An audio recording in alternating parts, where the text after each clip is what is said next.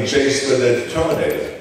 And that's what we want to do, because this whole Terminator now is set up going in a different direction, because with the other three Terminators, you couldn't really move anymore where you take the story. So that's why they had to kind of recreate some of the story. And it was great to have, you know, Jim Cameron give good advice throughout the last 2 years when we, you know, developed the Terminator 5 thing.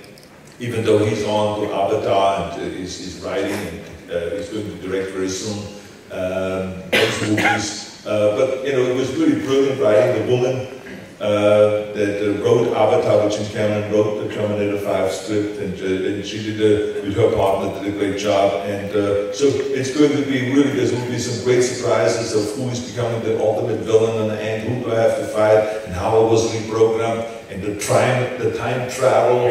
And there's some really great things because you can time travel when you have metal exposed. And of course, my arm gets kind of deteriorated, the flesh, I should say, because of some acid and stuff like that I was exposed to in the film. So then my metal arm is exposed. So therefore, I cannot use the time machine and the travel, you know, do the time travel. So it's really great stuff and unbelievable battle scenes and fight scenes. And now with today's visual effects, you can do some extraordinary things. So we had a great time filming, and I think that the audience will really enjoy it. Those that are the Terminator fanatics, and also those that maybe have seen Terminator for the first time. Anybody else want to go to the theater like now? I can't wait to see this movie. It's going to be something to blow yourself away. I can't imagine that. That's going to be a good one. But you've done obviously many roles in your career, from Conan to Terminator to Twins and everything else. Do you have a favorite role? You know, I think the Terminator role is a very interesting kind of a role and character, because, I mean, it's like, think about it, that with the Terminator movies, we've now made it into the top 100 list of being the top 100 villains in the history of motion pictures.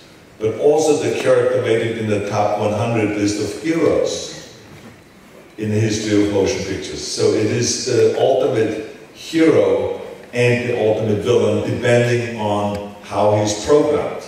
Because the Terminator can, you know, switch on the dime. It depends how he's programmed, you know, who he works for at any given time.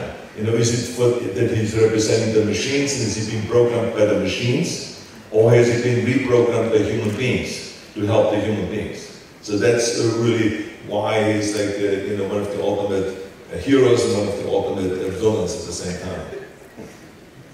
And, you know, going back to 1984 for that first Terminator role, for those who don't know, you actually weren't the first consideration to play the Terminator. Does anybody know who it was? O.J. O.J. Simpson. I can't imagine that. No one knew that he would become the real Terminator.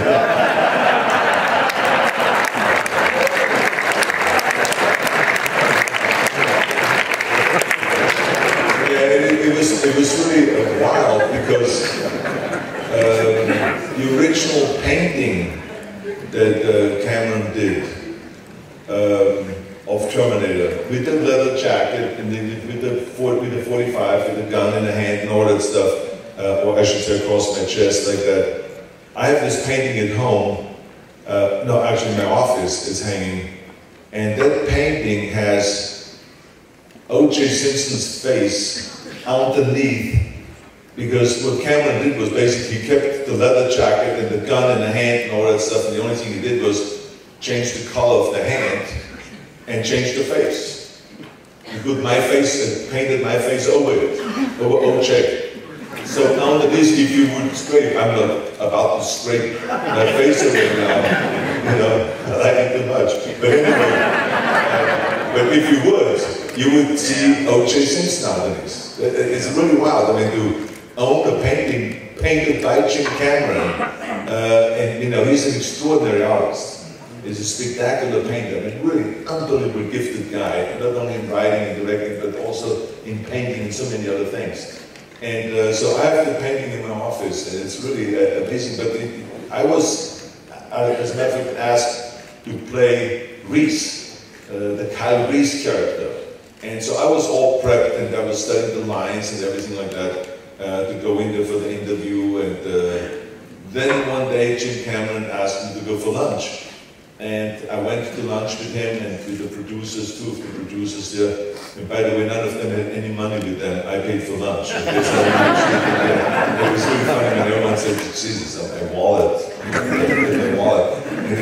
I think everyone was so much like in the beginning of their careers that I was really the only one with money. Because I made money from real estate and all that stuff. I mean, I was never short of money until, except before I came to America.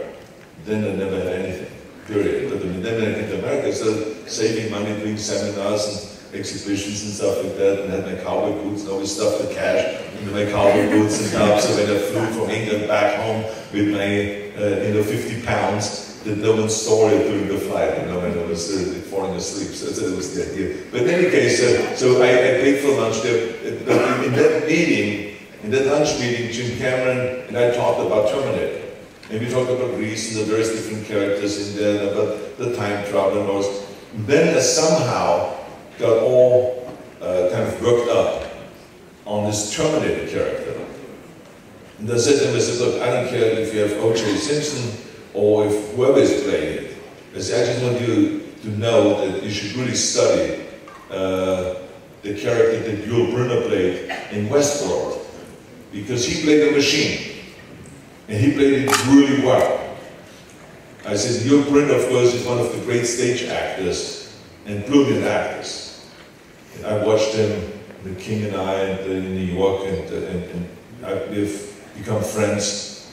And he was really extraordinary. So I said, you should watch that. And he says, why? And I said, because it would be a mistake to see the Terminator do one thing wrong. Because it immediately makes you believe that he's not a machine. And he says, like, what? And then I will go off the deep end. I said, well, first of all, I said, when he goes into the gun store, he cannot go and try to figure out what gun he should get. He has to rattle off the guns that he wants, just without even looking at it. I said, number 2, when he then analyzes the guns, he has to be able to take them apart within seconds, to put them together, but while he's talking to the shopkeeper, never look down. Because he doesn't need to look down. I said, he's programmed. He knows exactly the weapons. And I said, when he shoots, you have to minimize the amount of blinking because automatically, it's like if someone goes quickly to your face like that, you blink.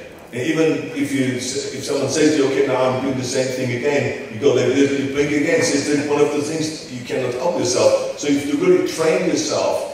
How do you keep your eyes open as you shoot and you see the fire coming out in this enormous noise?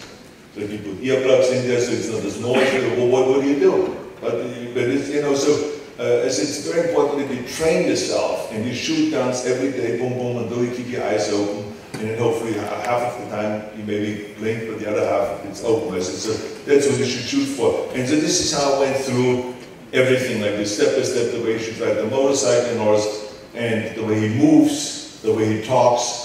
And even when he says a funny line, he should not have a smirk at all because there's no emotions. And so Jim Cameron finally turned to me and he said, then he asked him, he says, why don't you play Terminator? I said, no, Jim, please. I said, I've gone beyond that in my career now. I said, I want to have more dialogue than just 27 lines. I said, don't do that to me. I said, I'm going to play Reese, I want to play Reese. I said, that's a great character, but not Terminator. I said, you have already a great Terminator. I said, just stay with that. He says, no. He says, look, you understand the character. I've not even thought about all the things that you just talked about. He says, you understand the character, you should play Terminator, and I'm absolutely adamant about that. So I said, oh, let me think about that. And then 3 days later, I called him back after rereading the script, and trying to visualize it, and trying to visualize what he envisioned, because he told me the way he wants to shoot it, it would be kind of a heroic guy that people would applaud. He would be heroic, but even though he's a villain, but he's only a villain because he's a machine, but he would get away with all of those things, the killing and wiping out the cops and all this. He would get away with it because he's a machine. And people would not take it kind of personal because of that. So he just, trust me, I know exactly what I'm doing. And so 3 days later, I called him back and he said, okay, I'm in. I played the Terminator. And so that was one of those really great decisions. Yeah, I'd say it was a pretty good decision.